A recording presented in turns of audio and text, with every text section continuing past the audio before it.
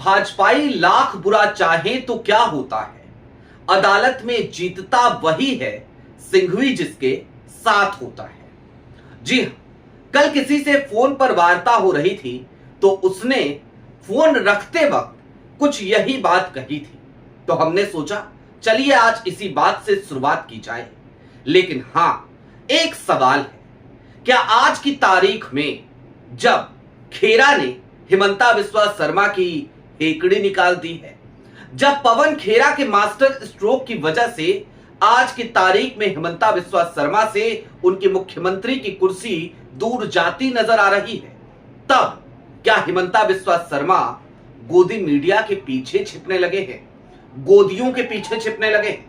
और साथ ही साथ क्या राहुल का जो मिशन बदलापुर था, यानी कि असम की लड़ाई पर्सनल लड़ाई है, उस लड़ाई में राहुल गांधी के सेनापति यानी कि पवन खेड़ा ने हिमंता बिस्वा शर्मा को धूल चटा दी है? शाह और साहिब यानी कि देश के गृह मंत्री अमित शाह और साहिब यानी कि प्रधानमंत्री, क्या दोनों ने अपना हाथ हिमंता बिस्वा शर्मा के सर से उठा लिया है? सारी बातें जरा विस्तार से करेंगे। नमस्कार, मैं स्वप्निल और आप मुद्दा देख रहे हैं। दोस्तों, आगे बढ़े उससे पहले वही छोटी सी अपील। मुद्दा इन दिनों एक गंभीर आर्थिक संकट से जूझ रहा है। एक तरफ जहां हमारे मेन बैंक अकाउंट्स बीते लंबे समय से फ्रीज चल रहे हैं, तो दूसरी तरफ हमारे 2.5 साल पुराने चैनल को हमसे लंबे समय तक छीन कर रखा गया था। ऐसे में डे टू डे ऑपरेशंस में मुद्दा को काफी मुश्किलों का सामना करना पड़ता है। लिहाजा आपसे गुजारिश है, यदि आप चाहें तो स्क्रीन पर दिख रहे क्यूआर कोड या फिर के नीचे दिख रहे यूपीआई नंबर्स के जरिए मुद्दा की छोटी छोटी मदद जरूर कीजिएगा, ताकि ऐसे हालात में भी हमारी बेबाकी लगातार बरकरार रहे और हम सत्ता की आंखों में आंखें डालकर सवालात करते रहें। अब आगे बढ़ते हैं और जरा शुरुआत वहीं से करते हैं कि ये गोदियों के पीछे छिपने लगे हैं क्या हिमंता बिस्वा शर्मा? और ऐसे में जाहिर सी बात है, अपनी बिरादरी पर आज फिर सवाल उठाना पड़ेगा और ये उठाना लाजमी भी है। मैं आपको कुछ थंबनेल्स दिखाना चाहता हूं। रजत शर्मा साहब के चैनल का ये थंबनेल आपकी स्क्रीन पर। ये थंबनेल क्या बता रहा है कि भाई कब तक बचेंगे पवन खेरा, अग्रिम जमानत तो मिल गए। आज तक का ये थंबनेल देखिए क्या बता रहा है ये, अब तो और बुरा फंस गया पवन खेड़ा। किस तरीके की भाषा है। ललन टॉप का थंबनेल नेता नगरी का, वही ललन टॉप जिसके एसोसिएट एडिटर को भाषाई मर्यादा का ज्ञान सिखा रहे थे हिमंता बिस्वा शर्मा, उसका थंबनेल क्या कह रहा है कि पवन खेड़ा को कच्चे सबूत किसने दिए? अरे सबूत कच्चे हैं, पक्के हैं या अधपके हैं, कम से कम इसकी जांच तो हो जाने दीजिए। जांच करेगा कौन? जाहिर सी बात है, ये जांच भारतीय जनता पार्टी की सरकार है, मोदी सरकार है, तो मोदी जी के संगी साथी ही कर सकते हैं, यानी कि मंत्रालय से ही होगी, तो मंत्रालय जांच तो करे। अब मामला यहीं पर खत्म हो जाए तो क्या बात हो। दरअसल बात तो इससे कहीं ज्यादा आगे की है। ये तो गोदियों के थंबनेल हमने आपको 2-4 सिर्फ इसलिए दिखा दिए ताकि आप ये समझ सके कि किस तरीके से हेडलाइन मैनेजमेंट का खेल वहां पर भी जारी रहता है जहां पर साहेब की जुबान पर ताला है, शाह साहेब की जुबान पर भी ताला है। यानी कि दोनों में से कोई भी हिमंता के लिए बैटिंग नहीं कर रहा, लेकिन गोदी तो गोदी है। लगातार हिमंता बिस्वा शर्मा के लिए मैदान में उतर चुके हैं, यारकर झेलने को तैयार हैं और पवन खेरा को बदनाम करने के लिए कोई कोर कसर ये छोड़ नहीं रहे। लेकिन अब इससे आगे बढ़िए और जरा कुछ और चीजों को समझिए कि ये पूरा एपिसोड जो हुआ, आखिरकार आज की तारीख में भी जब असम का चुनाव बीत चुका है, मुझे इस विषय पर बात करना क्यों जरूरी लग रहा है। दोस्तों, असम के चुनाव में वोटिंग हुए 48 घंटे बीत गए। 9 तारीख को वहां पर मतदान हुआ और जनादेश वो तो ईवीएम में पैक हो चुका है, कैद हो चुका है। 4 मई की तारीख आएगी तो पता चलेगा कि जो आया है वो जनादेश है या फिर कि ज्ञानेशा देश है। लेकिन हां, अगर जनादेश हुआ तो क्या हो सकता है, जरा आप उसको समझ लीजिए। दरअसल पवन खेरा ने बड़ी सही टाइमिंग पर यह प्रेस कॉन्फ्रेंस करी थी। 5 तारीख को प्रेस कॉन्फ्रेंस करी, यानी कि 5 अप्रैल की तारीख, और 7 अप्रैल की शाम के बाद से जो चुनाव प्रचार था वो थमने वाला था। यानी कि पवन खेरा ने अपने बचाव के लिए हिमंता जब रैलियों में कुछ बोल सके, उसके लिए सिर्फ 48 घंटे का ही मौका दिया था हिमंता बिस्वा शर्मा को। और हिमंता बिस्वा शर्मा इस दरमियान बोलते क्या, खुद को बचाते क्या, रैलियों में जाते क्या, वो तो लगातार अनाप शनाप बोलने लगे। अपना मानसिक संतुलन तक ऐसा लगा जैसे हिमंता बिस्वा शर्मा खो चुके हैं। पवन खेरा ने जो भी दस्तावेज दिखाए थे, वो दस्तावेज किसने उनको दिए ये पवन खेरा जाने, किन लोगों ने उन तक भेजे ये भी पवन खेरा जाने। लेकिन इतना तो तय है कि उन दस्तावेजों के सामने आने के बाद उसकी अगर जांच होनी होती और उसकी अगर जांच करवानी थी तो उसके लिए सक्षम 2 मंत्रालय हैं इस देश में। एक मिनिस्ट्री ऑफ होम अफेयर्स, जिसकी कुर्सी पर कोई और नहीं बल्कि खुद अमित शाह बैठे हैं, वही अमित शाह जिनको लेकर यह कहा जाता है कि वो हिमंता बिस्वा शर्मा को बहुत मानते हैं। पवन खेड़ा ने तो अपनी प्रेस कॉन्फ्रेंस में यहां तक कह दिया था कि दरअसल जो अमित शाह साहब है ना, वो हिमंता बिस्वा शर्मा को अपने दत्तक पुत्र की तरह मानते हैं, यानी कि अपने बेटे की तरह मानते हैं।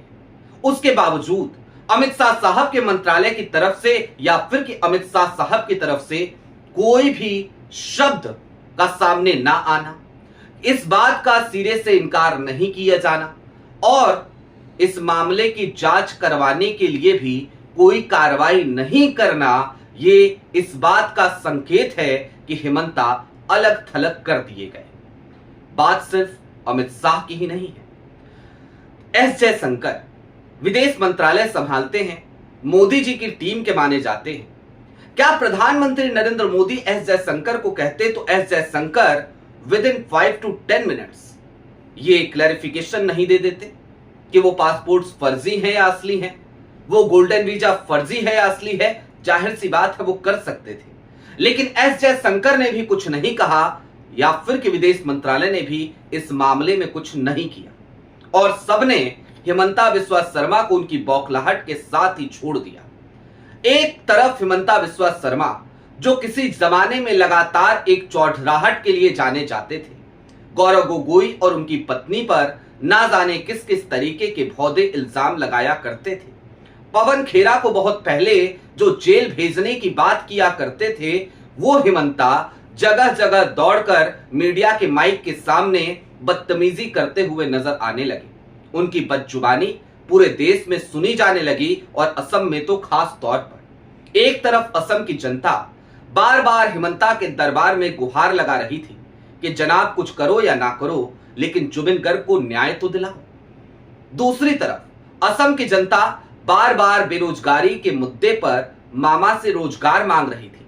तीसरी तरफ असम के चाय बागानों में काम करने वाले वो तमाम मजदूर, दिहाड़ी मजदूर, वो अपनी बदहाल स्थिति पर आंसू बहाकर हिमंता बिस्वा शर्मा से न्याय की गुहार लगा रहे थे।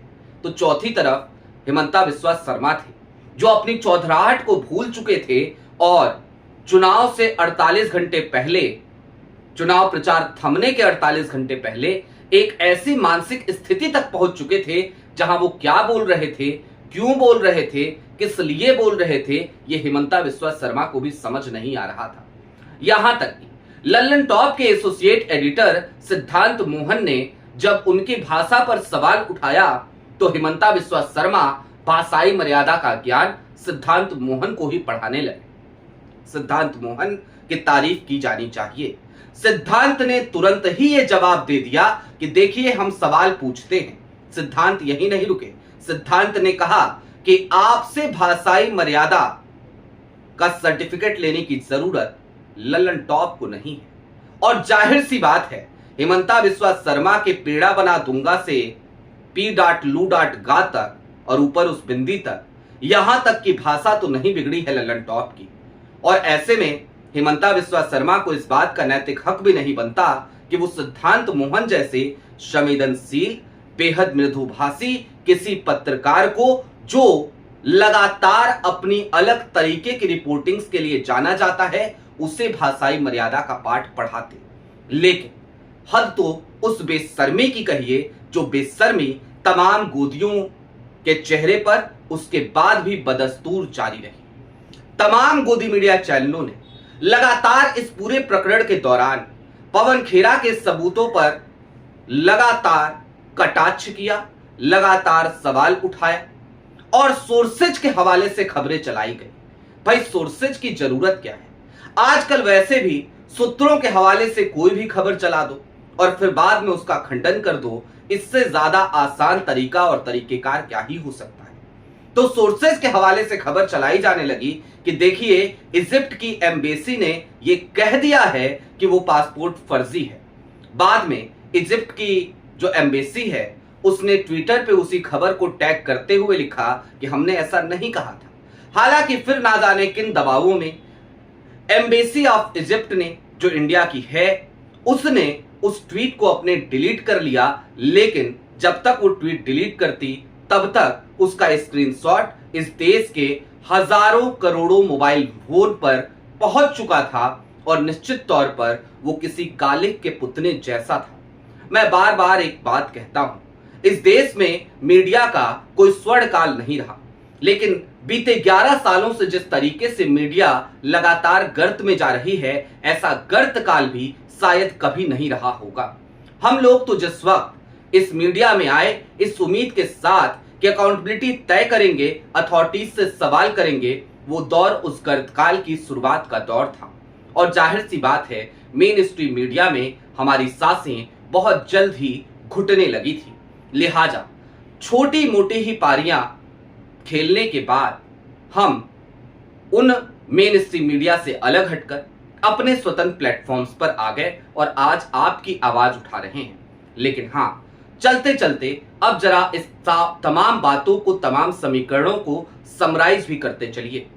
कुल मिलाकर सबसे पहले तो ये समझिए कि हिमंता बिस्वा शर्मा इस चुनाव के दरमियान चाहते थे कि किसी भी तरीके से पवन खेरा गिरफ्तार हो जाएं, लेकिन पवन खेरा गिरफ्तार नहीं हो पाए। मैंने कहा था आपसे, उस पंक्तियों को याद कीजिए कि भाजपाई लाख बुरा चाहें तो क्या होता है, जीतता वही है जिसके साथ अदालत में सिंघवी होता है। तो निश्चित तौर पर अभिषेक मनु सिंघवी ने पवन खेरा को अग्रिम जमानत तो दिला ही दी है, अंतरिम जमानत तो दिला ही दी है। सक्षम कोर्ट के सामने पवन खेरा जाएंगे। अभी उनके ऊपर जो गिरफ्तारी की तलवार लटक रही थी वो तो नहीं लटक रही है। हिमंता जो नैरेटिव सेट करना चाहते थे पवन खेरा को गिरफ्तार करा के, वो नैरेटिव वो सेट नहीं कर पाए, जबकि दूसरी तरफ पवन खेरा ये नैरेटिव सेट करने में लगातार कामयाब दिखे कि असम के मुख्यमंत्री पर जो आरोप उन्होंने लगाए हैं उसमें कहीं तो कुछ ना कुछ सच्चाई जरूर है, क्योंकि हिमंता यूं ही बौखला नहीं रहे। और तीसरी तरफ पवन खेरा ने एक तीर से ही दो शिकार कर लिए। एक तरफ तो जनता के मन में हिमंता के प्रति संदेह पैदा किया, दूसरी तरफ भारतीय जनता पार्टी के आला कमान ने भी हिमंता का साथ छोड़ दिया। निश्चित तौर पर यह राहुल का बदलापुर था, जिसको कामयाब बनाने के लिए पवन खेरा ने बड़ा जोखिम उठाया। और आज की तारीख में अब यह जांच का विषय है कि उनके द्वारा दिए गए दस्तावेजों में कितनी सच्चाई है। लेकिन चाहे जो कुछ भी हो, असम के चुनावों में तो राहुल की टीम, पवन खेरा, इनकी सफलता मायने रखती है। आपकी क्या राय है वो हमें कमेंट बॉक्स में जरूर बताइएगा। अभी के लिए दीजिए इजाजत। चलते चलते फिर वही अपील, चैनल पे नए हो तो सब्सक्राइब करते हुए जाइएगा, सक्षम हो तो मुद्दा की छोटी छोटी मदद जरूर कीजिएगा, ताकि हमारी बेबाकी यूं ही बरकरार रहे। बहुत शुक्रिया।